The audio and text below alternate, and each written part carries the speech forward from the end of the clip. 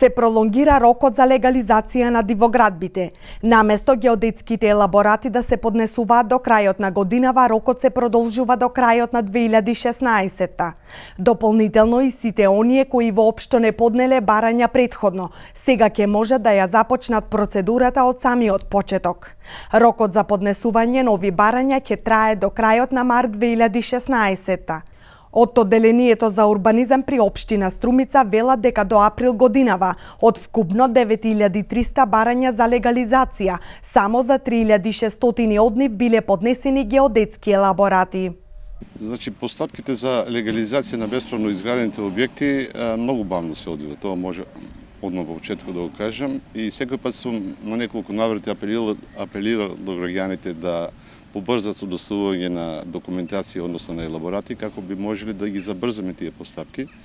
Меѓутоа, луѓето од X причини, гледам во моментот, да кажем, до денес има негде околу 3600 елаборати само доставени, од 9300 барања, што е многу мала бројка, а веќе помина 4 години од донесување на планот. И многу бавно оди, ако продолжиме со тоа темпо, не знам и да дојде до друго пролонгирање, никакот нема, значи, во некој нормален рок да се завршат се тие постапки. Динев смета дека еден од проблемите со кои се соочуваат граѓаните е финансиската немоќ за плаќање на геодетските елаборати.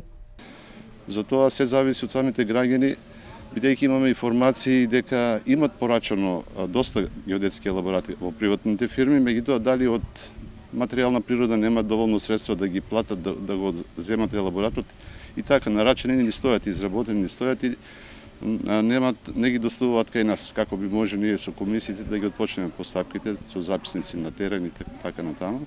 Според последните измени на Законот за легализација на дивоизградените објекти, барање можат да поднесат оние граѓани чија дивоградба е изградена до 3 март 2011 година.